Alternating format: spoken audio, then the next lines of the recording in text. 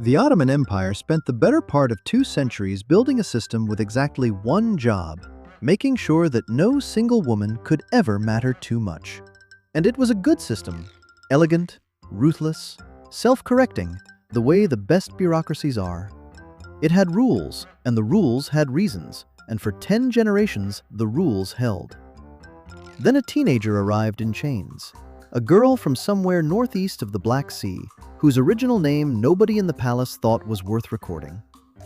Europe would come to call her Roxelana, the Ruthenian. Istanbul renamed her Hürrem, and over the next 30 years she took that system apart, one rule at a time, while the entire empire stood around and watched and, mostly, approved. This is the story of how that actually happened. Not the soap opera version, the one that's all poison rings and palace catfights. The documented one, where the real weapons turned out to be paperwork, real estate, a marriage certificate, and some genuinely excellent foreign policy. We'll get to what that name means. It's funnier and sadder than you'd expect. Almost everything we can verify about her comes from people who were close enough to file a report. Venetian ambassadors who studied the harem the way analysts study a rival company, trying to draw the org chart from the outside. The architect who built her monuments, the clerks who kept the books, and the handful of letters she signed herself. So here's the question this whole thing turns on. How does a slave rewrite the constitution of the most powerful empire on the planet and get the empire to fund the renovation? Start with the machine she walked into. It's the 1520s. Istanbul is the capital of an empire that stretches from the gates of Hungary to the Persian Gulf, and the man at the center of it is Suleiman, 10th Sultan of the House of Osman, the one Europe would call the Magnificent, and his own people would call the Lawgiver. He inherited a system for producing heirs that had been refined into something with the cold efficiency of a corporate succession plan. It worked like this. The Sultan did not marry. Marriage created in-laws, and in-laws created claims, and claims created civil wars, so the dynasty had simply stopped doing it. Instead, the Sultan had a harem of enslaved women, most of them captured or bought from Christian lands precisely because they arrived with no family, no faction, no powerful father to come asking for favors. A blank slate, in the most brutal sense the phrase has ever been used. About her own origins, we should be honest, because the honesty is the interesting part. Tradition holds that she was the daughter of an Orthodox priest from a town in what's now Western Ukraine, carried off in a slave raid as a girl. It's a good story. It may even be true. But it comes to us second-hand and third-hand, long after the fact, and the careful historians treat it as exactly that, tradition, not record. Which tells you something on its own. The single most consequential woman of the 16th century Ottoman world entered history with her birthplace, her parents, and her actual name all unrecorded. Because at the moment she entered it, she was cargo. The paperwork that survives starts the day she became someone worth tracking. Everything before that, the empire didn't bother to write down. And there was one rule above all the others, and I need you to hold on to it, because it's the rule everything else hangs from. One mother, one son. A concubine who bore the Sultan a son was, from that moment, done. No more children with him. Her entire remaining purpose was that one boy.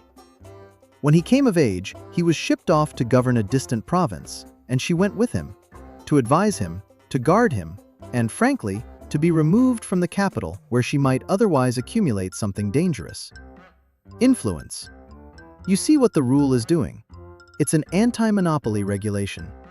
It guarantees that the Sultan's affection and his son's, and therefore his power, can never pool in one woman's hands.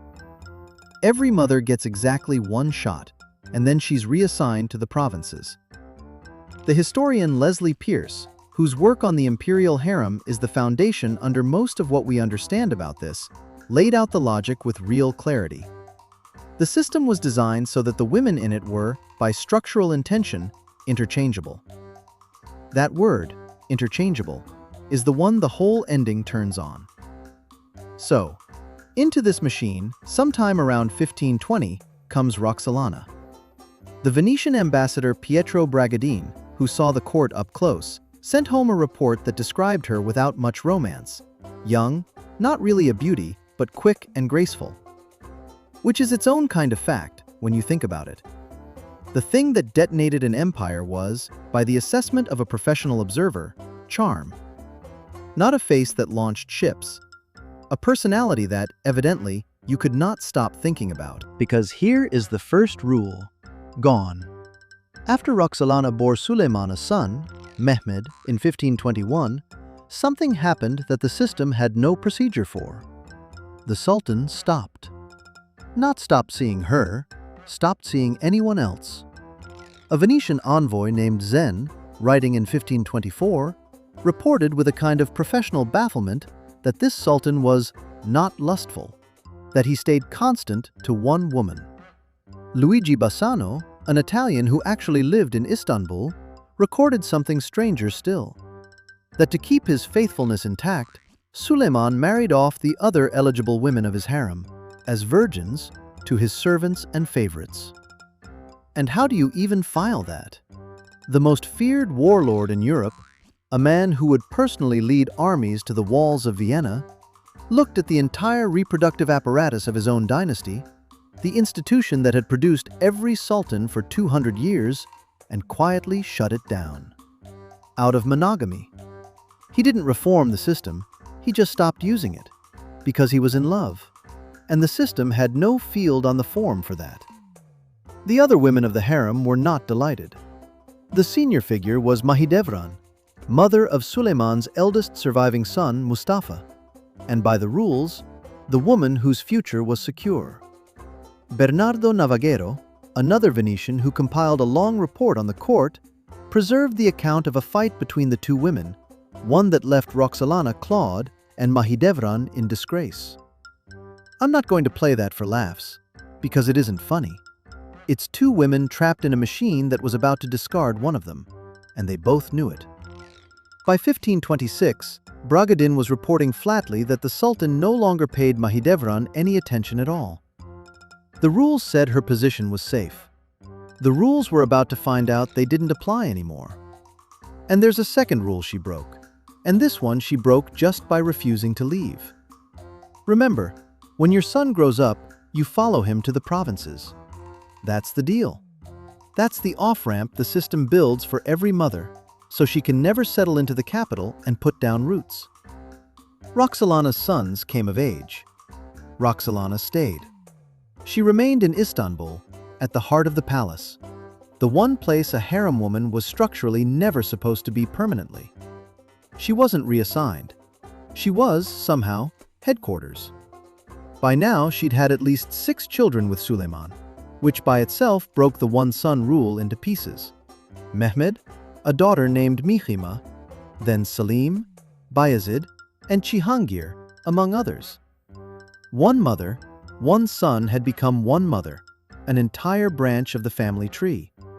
The anti-monopoly regulation had produced, precisely, a monopoly. And then there was the marriage. We have to talk about the marriage because it's the load-bearing wall, and she took it out completely. Around 1534, Suleiman did the things sultans had not done for the better part of 200 years. He freed her, manumitted her, legally, and then he married her. A real wedding.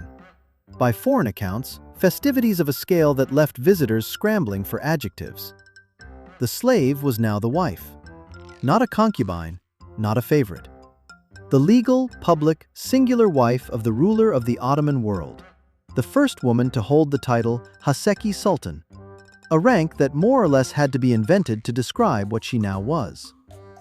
Foreigners in the city couldn't quite process it. One account describes public celebrations across Istanbul. Feasting, illuminations, processions, staged for a wedding that, by every precedent the dynasty had, should not have been happening at all. Imagine the diplomatic cables. You're a Venetian ambassador. Your entire job is to explain Istanbul to Venice. And you have to write home and report that the Sultan has married a slave, that there was a parade about it, and that no, this is not a rumor, and no, you cannot find the rule that allows it, because there isn't one. He didn't find a loophole. He just decided the rule was over. Here's the part that made Venetian ambassadors rewrite their reports and recalibrate their entire model of who held power in Istanbul. They had spent decades mapping this court as a machine where women were inputs, interchangeable, replaceable, removable. And the machine had just produced a woman who was none of those things. She couldn't be sold. She couldn't be reassigned. She couldn't be replaced because the Sultan had personally fired everyone who might have replaced her. The diplomats, to their credit, did what good analysts do when the model breaks. They threw out the model and started writing down what was actually in front of them. What was in front of them was a man so far gone that he committed it to verse. Suleiman wrote poetry, quite a lot of it, quite good, under the pen name Muhibbi, which means, roughly, the lover. And in his poems for her, he reached for the only vocabulary a world conqueror really has. He compared her to his possessions. She was his Istanbul, his Baghdad, his Khorasan. She was, he wrote, his Egypt. Which lands strangely when you remember that this is a man who literally owned Egypt, the actual province, the grain, the Nile, the whole thing. And the highest praise his imperial imagination could produce was to tell his wife she was a place on his own tax rolls. It is, depending on the hour, either the most romantic thing you've ever heard or evidence that absolute power does something strange to a person's sense of scale. Both, probably. Both is usually the answer. His letters to her mostly didn't survive. Hers and his poems did, which means the documentary record of the most powerful marriage of the century is, weirdly, weighted toward her side of the correspondence. The silence in the archive isn't her silence, it's his. But love, by itself, doesn't rewrite an empire. Competence does. And there's a man we haven't mentioned yet, because his story is where the warmth stops and the machinery starts. His name was Ibrahim Pasha. He was the Grand Vizier, the most powerful official in the empire, and he was also Suleiman's closest friend, elevated so high that, by Bragadin's account, he was much hated for it. Ibrahim had started, in negotiations with foreign powers, to refer to himself as a sultan. Which, if you are not the sultan, is the kind of resume inflation that does not age well. On the 15th of March, 1536, Ibrahim was found dead inside the palace. Executed on Suleiman's order. The post of Grand Vizier was now vacant, and it was filled, in time, by a man named Rustam Pasha, who happened to be married to Mirama, who happened to be the daughter of Roxelana. The most powerful administrative office in the empire was now occupied by her son-in-law. Was she the architect of Ibrahim's fall? The rumor said yes, loudly, for centuries. The historian Galina Yermolenko, who studied how Roxelana's reputation was built and rebuilt across Europe, is more careful. The question of her role, she writes, is a matter of conjecture. She may have exploited the rumors swirling around Ibrahim. She may have nudged. We genuinely don't know how much was her hand and how much was a man who'd called himself Sultan one too many times. What we do know is the outcome, and the outcome had her fingerprints on the org chart. By the 1540s and 50s, she was no longer just influential inside the palace. She was running something close to a parallel foreign ministry. Two of her letters to Sigismund II Augustus, the King of Poland, survive. Actual diplomatic correspondence between the wife of the Ottoman Sultan and a European monarch. She exchanged letters with royal women of the rival Safavid court in Persia. She sent embroidered gifts with her dispatches, which sounds quaint until you realize it was a deliberate diplomatic register, a softer channel running alongside the hard one. And in her letters to Suleiman on campaign, she didn't just send affection. She sent intelligence, news of the capital, warnings of unrest. She was his eyes in the city he kept leaving. And then she did the thing that, more than any marriage, actually buys you a place in history. She built. With her own endowment, a waqf, a self-sustaining charitable trust, she commissioned a complex in Istanbul that became the first imperial project handed to a young architect named Sinan, who would go on to define the skyline of the empire. A mosque, a school, a soup kitchen, a hospital. And then, in 1552, in Jerusalem, she founded another, the Haseki Sultan Soup Kitchen, funded by an endowment so vast its deed listed dozens of estates and nearly 200 place names of villages along the road between Jaffa and Jerusalem. It fed hundreds of poor and pilgrims twice a day. Here's the detail that I find almost impossible to believe and have checked more than once. That soup kitchen, in some form, is still running today. A trust set up by an enslaved woman in 1552 is still feeding people in the 21st century. Most things we build don't outlive us by a decade. Hers outlived her by nearly 500 years and counting. You could stop the story right here. Slave to empress, married for love by the most powerful man alive, running diplomacy, endowing hospitals, immortalized in stone and verse. It would be a clean story, the kind that ends with a wide shot and a swell of music. It isn't clean, because the same machine she had beaten, rule by rule, had one rule left.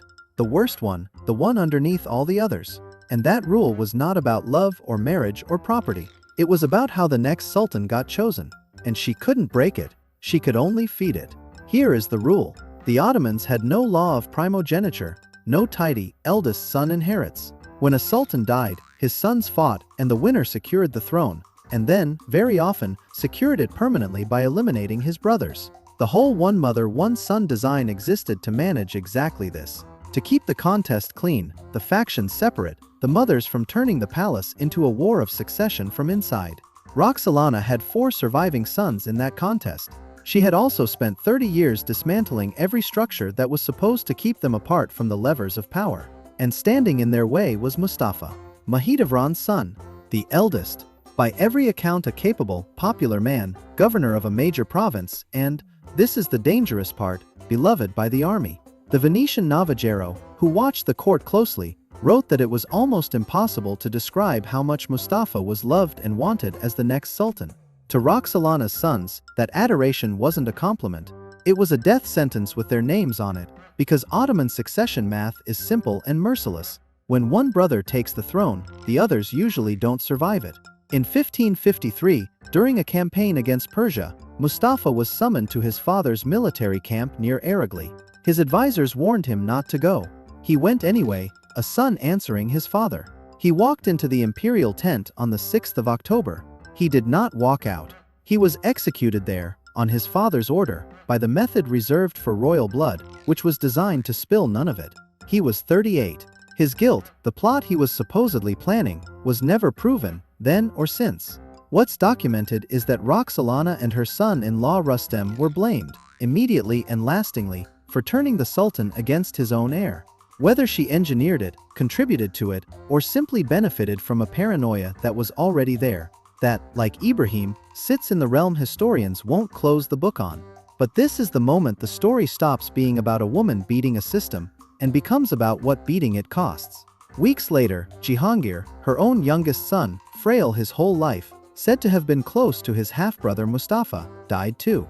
The machine she had spent her life defeating did not care that she'd won. It took her child as part of the same transaction. She died in 1558, before the rest of the bill came due. She didn't live to see her son Bayezid lose the war with his own brother and be executed in 1561. The succession rule running its course exactly as designed, now inside her own family. She didn't see the throne pass, in 1566, to her surviving son Selim. What she got instead was a burial no consort had received before her, a domed mausoleum, built by Sinan, set beside the one prepared for Suleiman himself, at the great mosque complex that still bears his name. In death, as in life, she was placed where the rules said a woman like her should never be, next to the center of power. Permanently. And here's where the irony closes, because it's bigger than her. Roxelana didn't just break the rules for herself. She broke them open. The century that followed her death is the one Ottoman historians call the Sultanate of Women. Roughly 130 years in which the wives and mothers of sultans were, repeatedly, the people actually steering the empire. The machine that had been engineered, with such care, to make women interchangeable and disposable spent its next century being run by women who were neither. Think of it in the plainest modern terms. A company writes a policy specifically to stop any one employee from becoming too central to operate without. Mandatory rotation, no permanent posts, everyone replaceable by design. The policy holds for 200 years. Then one person works the policy so completely that she becomes the single point of failure the whole thing was built to prevent. And when she's gone, the org never goes back to the old rules, because she proved they were optional. That's not a scandal. That's a hostile takeover conducted entirely through the existing paperwork. She never broke a law. She just used every one of them better than the people who wrote them. So put the whole thing back together. An empire built a machine to keep women powerless. It ran for 2 centuries flawlessly, and then produced the one woman it could not replace, and never went back. The machine's entire premise was that the women inside it were interchangeable. It then spent 500 years remembering exactly one of them. And here's the last turn of the knife, the part no clerk could have scripted. The throwaway palace name they stamped on that captured girl, Hurrem, means the cheerful one, the laughing one. They labeled her the laughing one, filed her under interchangeable, and fed her into the machine. She's the only part of it anyone remembers.